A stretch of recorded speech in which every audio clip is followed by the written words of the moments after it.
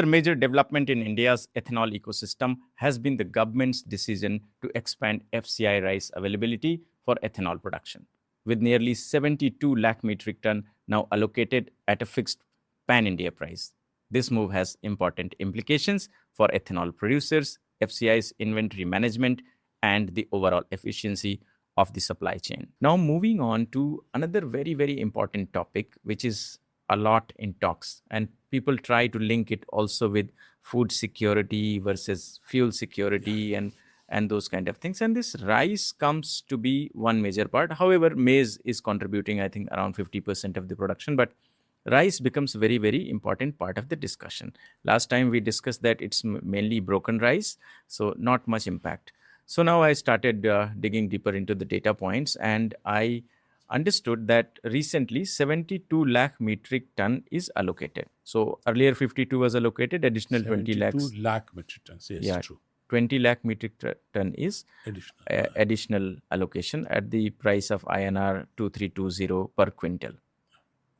Now then I did some kind of calculation and understood it is more than 230 CR revenue for FCI.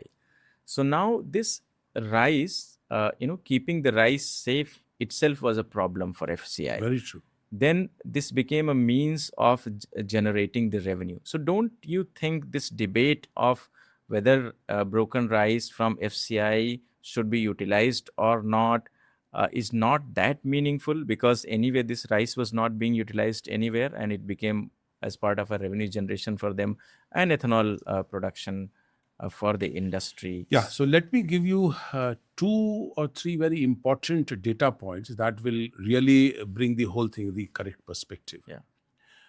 The government decides on buffer norms for FCI. So what should be the buffer stock that they should have of wheat and rice?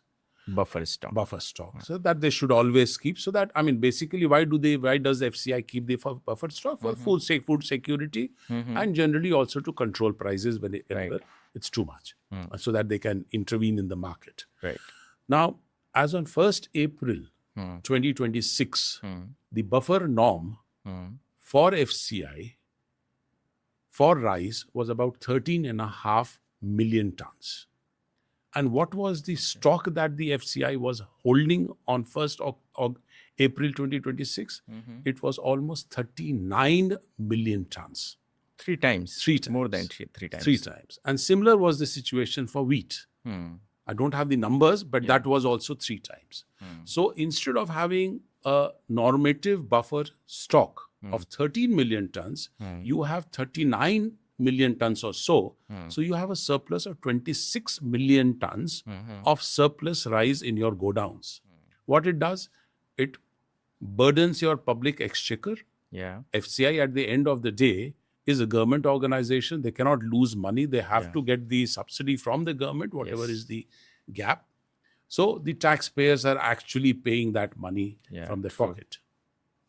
Second is there is a risk of all this extra rice getting carried over for a longer period of time, rotting, getting wasted, or चूहा खा गया वाला position हो जाता है. So all these together, if you look at, see, as far as ethanol industry is concerned, we do not want FCI rice. Right. Because FCI rice-based ethanol price is not viable for us. Okay. So it's just about, you can say, we are just about managing.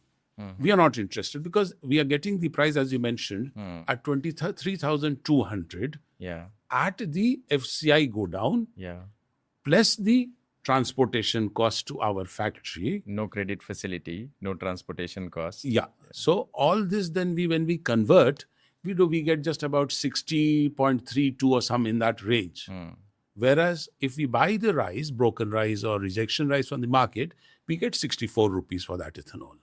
If we buy maize and then we sell, then we get 71 rupee 86 paisa.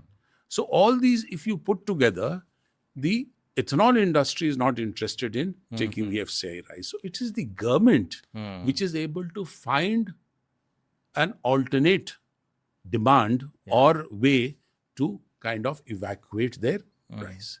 Because their open market intervention or the supply scheme Yeah.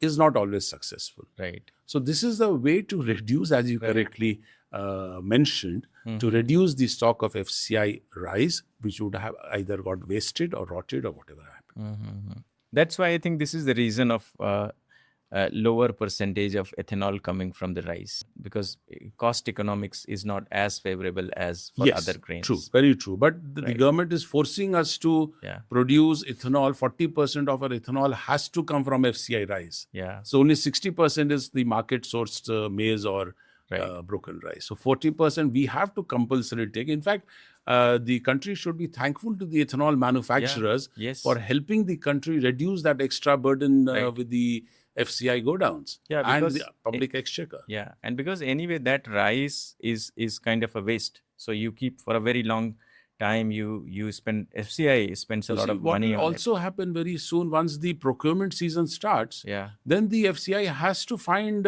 space in their go downs to bring in the new rice, and where do they keep it? Right, and there is a MSP on rice, and that procurement is also very, very important for the the small farmers. The moment it starts happening. So it's shocking to note that you have rice and wheat 3 times of a buffer, not double, it's 3 times. Right. So I think there can be a point of time in future when these debates become kind of relevant. Yeah. But I don't see personally them becoming very relevant in next at least 5 years, because we already have too much broken rice, or the rice which cannot be utilized with the FCI. Correct. So thank you very much for clarifying this as well. It gives a lot of clarity to the consumers also, so they have the right kind of information. Yeah. Now, while India's ethanol blending program is being driven at the national level, one important challenge is emerging from the state level, especially around excise policies, interstate movement, and additional duties on ethanol. The larger question is whether policy fragmentation across states could slow down what is otherwise becoming one of India's biggest energy transition programs. Now, as in the beginning, you mentioned that the unfortunate incident of the West Asia crisis is also helping the ethanol blending program, or the biofuel program itself for our country. Still not helping, it will help. It will help. Yeah, it will help. Yeah. And but there are some kind of challenges or impediments as well. So when we look at the kind of movement of ethanol from one state to other state, and I was taking a look on the excise policy of different states, for example, Haryana and Punjab. There have been, some kind of additional duty imposed on the movement or storage, transportation, those kind of things in those 2 states. Even in the recent example in West Bengal, also some restrictions were placed. So what is your understanding about, if you can take us through the historical development of excise policy, because ideally both central government and state government should be in sync with these policies. Yes, very true. If petrol is an essential commodity in the country, or rice and wheat is an essential commodity in the country, and there is no restriction in the interstate movement, why should there be any restriction on ethanol, which is also a kind of a fuel only to be blended in petrol? And therefore, if it's an essential commodity, nobody should actually be restricting or controlling or asking for any excise duty.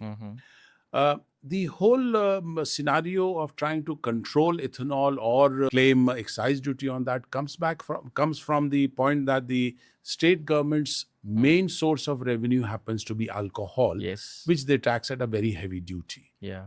But that alcohol, this as per the Indian Constitution, the division is very clear. The state list and the central list and the concurrent list, if you look at that, the state list very clearly says that they can control alcohol, which is fit for human consumption. Exactly these words are mentioned in the Indian Constitution. Alcohol fit for human consumption, which means alcohol which is not fit for human consumption is not within the state purview. Okay. And a few years back, the government of India, thanks to Mr. Modi again, the Industrial Development Regulation Act was amended to make this entry, to make everything very clear to the state governments.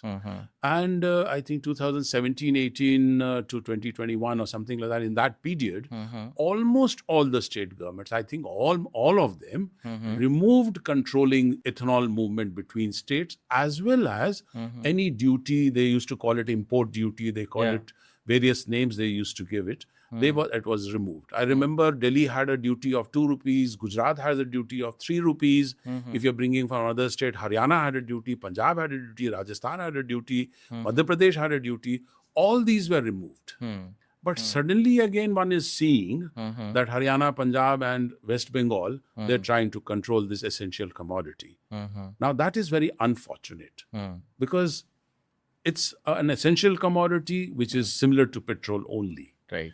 Now, the more unfortunate part is that Haryana and Bengal, Haryana especially, is a BJP-ruled state. Right. And therefore, if the center is so keen, I don't know why Haryana is having a different position. Right. Very difficult. Till now, there was a different government of TMC in Bengal, so they were having different policy, and this whole policy of control was brought in by then. But I believe and I hope, I'm almost sure, that as soon as our new chief minister in Bengal realizes this point, he will remove this control on ethanol very, very soon. Right. So, as you said, that it is like one way of generating the state revenue. And there are multiple examples. Like, for example, in Karnataka in 2023, Indian-made liquors were taxed 20% higher. And there are so many examples. This is just one example to give. But industrial ethanol is, I think, states should not, or they are probably not in a position to control. But what kind of impact? One is like putting import duty. Were there other restrictions also, Avinash? Yes, I mean, if you, you took the example of Karnataka. Karnataka, almost about, say, 8 years back or 7 years back, was really regulating ethanol. Because it's a new product, and therefore the state feels that if ethanol goes in for drinking purposes, what happens? Right. I was instrumental as part of ISMA, and we had taken a delegation, explained to the state government, including the then chief minister.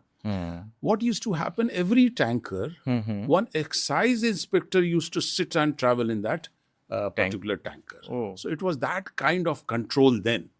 When we explained to them that, look here, this is denatured. A denatured ethanol means it is no longer fit for human consumption. Because that denatured which is added gives you a very, very foul smell, very pungent smell. You cannot drink that. So that is number one. Number two, even if you manage to drink it, you will fall sick. You will probably vomit or something like that. So you cannot drink it. The moment it is made unfit for human consumption, legally, state government should not control it. Right. Then the state government understood, and Karnataka government then gave up all controls. That was the first state which gave up all controls on ethanol. And then other states followed suit. For example, Jharkhand state, it doesn't regulate ethanol at all. So when I move my ethanol from my factory in Jharkhand, we have to give a self-declaration and a third-party certification, and that is all. The excise department says it is not my baby, I'm not going to control it or do anything. Okay. But other states are still controlling or trying to impose restrictions or charge duties. Right. So one is like cost up in case these duties are imposed. And I'm sure this also delays the delivery in some of the cases. It does. If you're going to ask for an excise permit, the excise permit is not applied by us, but it is applied by the receiving depot of the oil company. So they apply. It takes 3 days, 4 days, 5 days to get the excise permits from the state government. And Bengal is has introduced this duty on the 1st of April 26. So the oil companies have said that we will not pay duty to them. So they're not applying for excise permits at all. So people who have got allocation like us in Bengal, we are suffering because we are unable to move our ethanol till this stalemate is there. So the charge is not phenomenal. I mean, the state government doesn't get too much of revenue from charging a little money here and there, but it is an unnecessary burden and delay. Right. Thank you very much, Avinash. I think very, very clear now. And I'm sure because in majority of the states as well as the central government is from the same party, so ideally it should be in sync, even if the ruling parties are different. Because if central government is pushing such a agenda with such a larger objective, I think states as well as center should work Yes, I in mean, a we similar should direction. get the benefit of double engine